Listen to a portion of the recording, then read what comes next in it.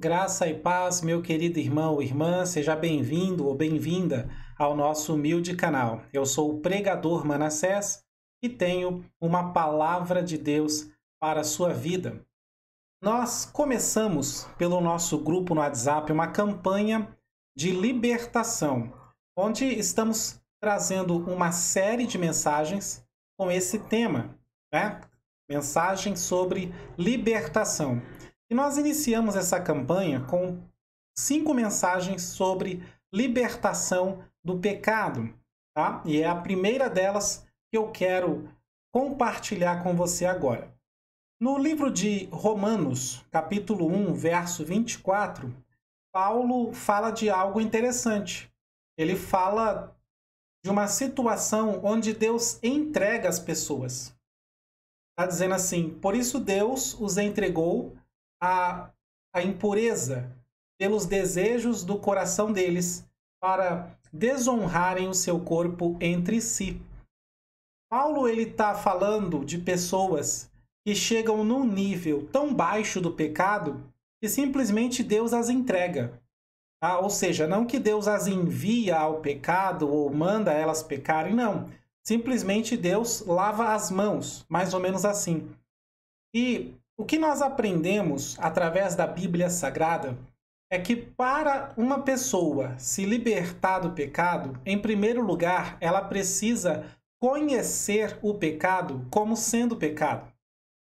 Paulo, em Romanos capítulo 1, está falando de pessoas que pecam e julgam aquele pecado como sendo normal. Então, para que haja uma libertação, a pessoa precisa conhecer o pecado como sendo pecado. Tá? E talvez, se você nunca ouviu isso, seja estranho, né? Mas você vai entender agora. Por exemplo, hoje em dia, existem muitos pecados que estão sendo reconhecidos pelas pessoas como coisas normais. Hoje em dia, existem pessoas fazendo protesto para que o pecado dela vire lei e que seja garantido por lei para que ela possa pecar à vontade. Isso é muito estranho, realmente. Jesus está voltando, tá? Então, essa defesa que é feita do pecado, ela tem uma tendência para aumentar, de maneira que assim as pessoas vão justificar cada vez mais o seu comportamento depravado. O apóstolo Paulo, ele fala do poder do pecado sobre o homem, que é capaz de transformar o homem em advogado do diabo. Tá? Ou seja, o homem se torna um defensor do próprio pecado. Tá? Ele abertamente rejeita Deus, aceita o pecado e defende o pecado.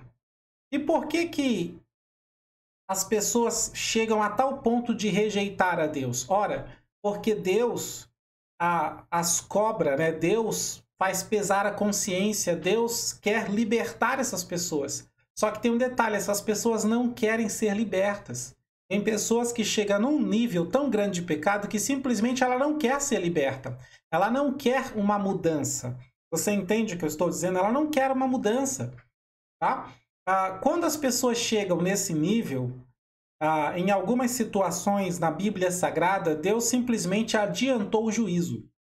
Foi o que aconteceu, por exemplo, no caso de Sodoma e Gomorra.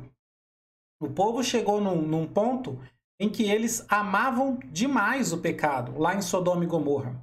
Você vai ver em Gênesis 19 que Ló, ele oferece as suas filhas para os homens fazerem o que quiserem, só que eles rejeitam as meninas virgens e querem os homens que estão lá, os visitantes que chegaram na casa de Ló. Olha que situação lamentável.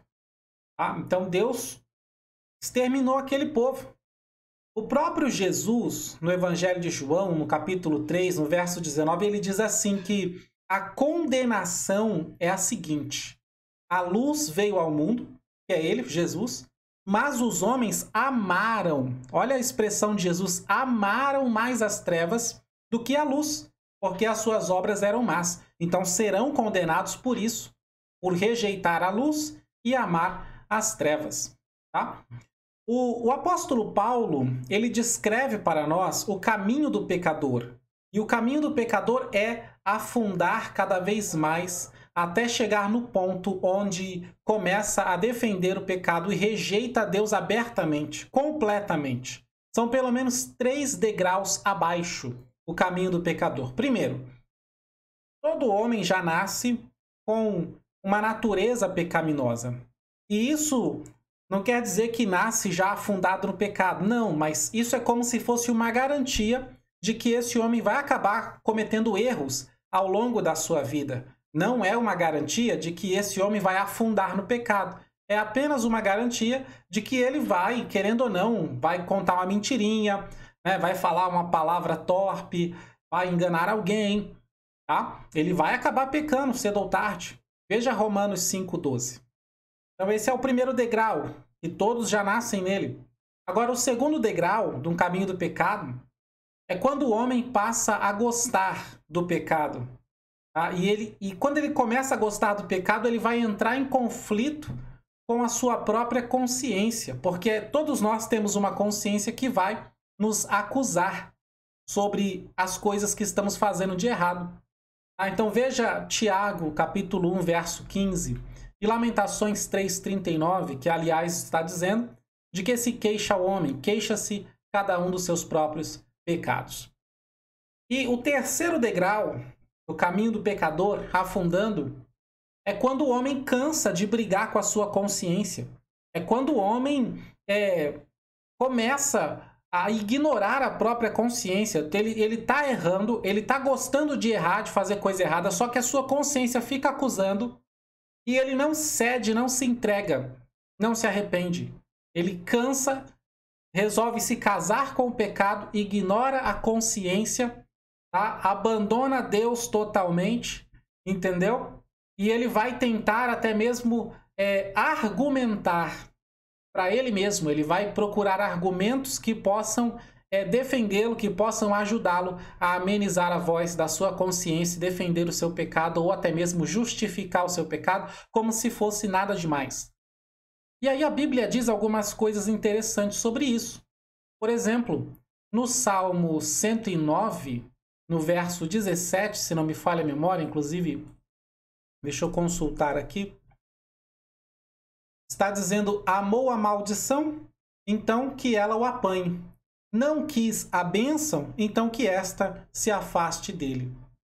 Então o salmista, né, ou a Bíblia, é muito clara para as pessoas que passam a amar a maldição, ou seja, o pecado. Tá? E essa escada de 3 degraus abaixo é o caminho do inferno. E se você olhar para a Bíblia Sagrada, já desde o início nós vemos pessoas seguindo esse caminho. Por exemplo, foi o caso de Caim, que matou seu irmão Abel. Ele já nasceu com a natureza pecaminosa porque herdou do seu pai Adão. Ok, isso levou a pecar durante a sua vida.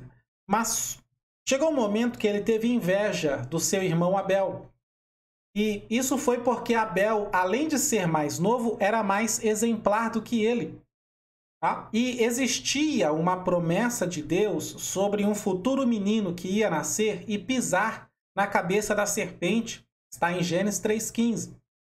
E entre Caim e Abel, se fosse para ser um dos dois, com certeza não seria Caim. O Abel era um candidato melhor. Então, o Caim começa a ter muita inveja de Abel, porque está todo mundo esperando a semente da mulher. E se alguém que tem um futuro brilhante para ser essa semente, com certeza não é Caim, é Abel. Então, o comportamento de Abel superava Caim de muitas formas. E é por isso que ele ardia em inveja. E ao invés de expulsar esse sentimento, ao invés de rejeitar isso, o Caim, ele se deixou levar pela inveja. Ele abraçou a inveja. Tanto é que o próprio Deus fez o papel de consciência. Você vai ler em Gênesis 4, versos 6 e 7, que Deus está falando com Caim, falando na mente dele, ou seja, Deus está tendo ali a função de consciência de Caim. Deus está dizendo: Caim, por que você está irritado? Por que essa cara fechada? Se você se comportar direitinho, você não vai ser aceito, você não vai ser benquisto, considerado. Agora, se você não fizer o que é certo, o pecado está à porta, te esperando. Tá? O desejo dele é contra você, ou seja, para acabar com você. Só que você precisa dominar o pecado, você precisa ser mais forte. E é engraçado que esse texto nos ensina uma coisa. Se Deus está ali falando na consciência de Caim, isso significa que toda vez que a sua consciência te questiona, tem aí a participação de Deus. Tá? A participação de Deus na sua consciência para te trazer ao caminho de volta, ao caminho certo. Então o Caim, ele chegou no segundo degrau, ele ignorou a sua consciência, ele cansou, né? Chegou no terceiro, na verdade, ele ignorou a consciência, cansou de ficar ouvindo a voz de Deus na mente dele, e ele decidiu pelo pecado, chegando ao ponto de matar o seu irmão e nem se preocupar com isso. A pessoa que ama o pecado, que gosta do pecado, tem esse comportamento. Quando ele matou o irmão dele, depois Deus veio perguntar: onde é que está o seu irmão? Qual foi a resposta dele? Gênesis 4, verso 9. Ele disse: por acaso eu sou a babá do meu irmão? Sou eu que tenho que cuidar da vida dele o tempo todo? Ou seja, ele tinha acabado de cometer um crime contra alguém inocente, alguém da família, alguém de sangue, alguém que cresceu ao lado dele. Ele viu crescer. Ele viu nascer alguém que era exemplar e ele não se importou nem um pouco com isso. Pessoas que estão amando o pecado são assim, ficam frias, tá? Então, isso daí, essa atitude de Caim é o amor ao pecado. E o amor ao pecado, ou na verdade todo tipo de amor, se demonstra com atitudes. Aquilo ao qual nós damos mais importância é isto que amamos. Aquilo para o qual você mais se importa, aquilo no qual você mais investe o seu tempo, aquilo no qual você mais se dedica, é isso que você ama. Caim, ele deu maior importância para a sua inveja e ela foi aliviada com o derramar do sangue do seu irmão. E depois o Caim passou a defender o seu pecado, discutindo com Deus e nem querendo aceitar a punição de Deus. Tá? Então, da mesma forma, Deus, como diz Paulo, né, entregou Caim à impureza, deixando viver com os seus atos pecaminosos para receber em vida a consequência do seu erro, enquanto que Abel é consolado no céu até hoje. Glória a Deus. Então, sendo assim, o pecado ele aprisiona o homem dessa forma. O pecado aprisiona toda e qualquer pessoa que decide por ele. Você que toma a decisão consciente de pecar, você que por várias vezes decide sozinho, ninguém te obriga, você decide ir lá e pecar. Tá? Você está prestes a começar a amar o pecado de vez. Cuidado. Cuidado, é um caminho sem volta. Tá? O pecado ele aprisiona as pessoas que decidem por ele. Eu sei que todo mundo comete um pecado ou outro, isso é normal.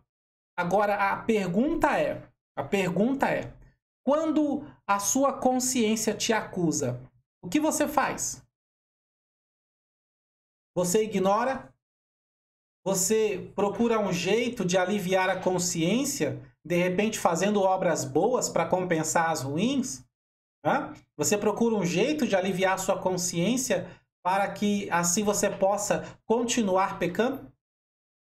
Ou será que você ainda teme a Deus e busca ajuda e busca socorro para parar de pecar? O pecado ele aprisiona o homem quando esse homem começa a ignorar a consciência, a concordar com Satanás, que aliás o diabo já convenceu muita gente de que o pecado é legal. E que comer o fruto não vai te causar dano nenhum, pelo contrário, você vai ser um Deus.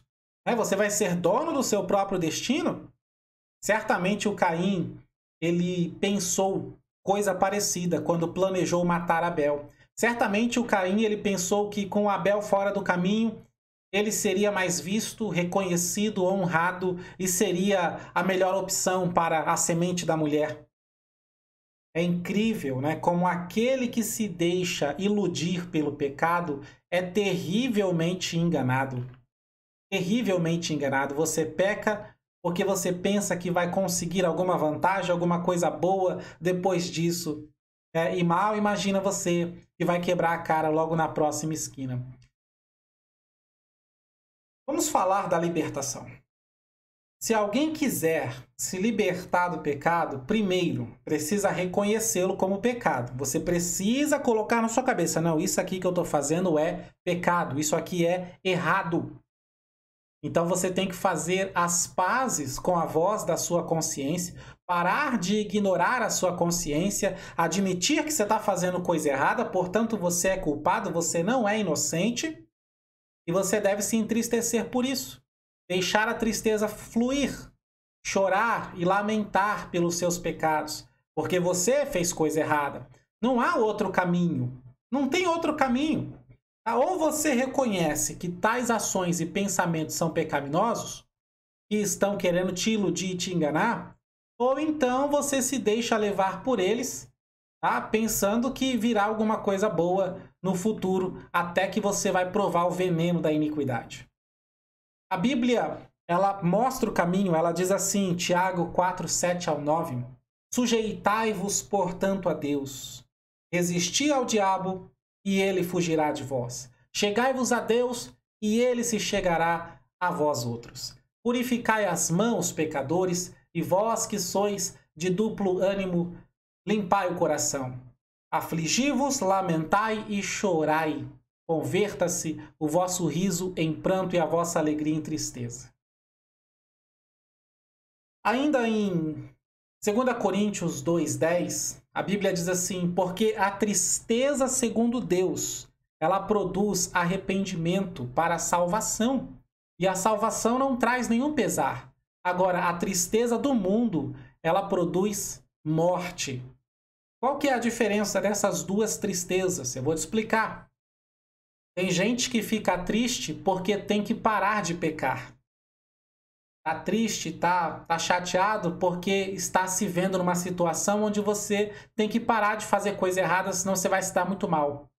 Isso é tristeza do mundo, é tristeza que leva à morte. Você está triste não porque pecou, você está triste porque está sendo levado ou obrigado a parar de pecar. Tristeza que leva à morte. Agora, quem fica triste porque pecou, porque ofendeu a Deus, porque desagradou a Deus, tá? Essa sim é a tristeza, segundo Deus, que vai te levar ao arrependimento.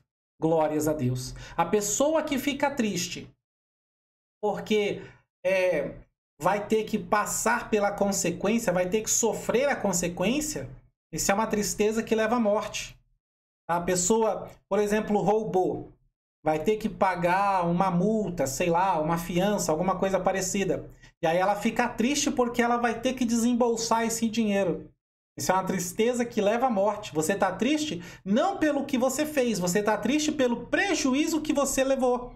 Porque foi pego, porque foi flagrado, porque agora foi, né? Agora você está sendo cobrado. A justiça está te cobrando. Isso é uma tristeza que leva à morte. A tristeza, segundo Deus, é a tristeza pelo erro que você cometeu. Você está triste porque você errou, você falhou, você não queria ser assim, você queria ser melhor, você queria ser uma pessoa diferente. Essa é a tristeza segundo Deus que leva ao arrependimento e traz salvação. Glórias a Deus por isso.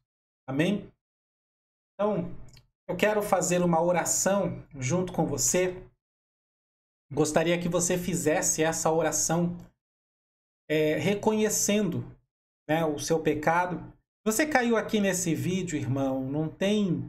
De repente alguém compartilhou com você, não é? Foi usado por Deus para te mandar esse vídeo. E ainda está assistindo até agora, né? Tantos minutos depois. Coisa rara hoje em dia. Então é porque você precisa do perdão de Deus.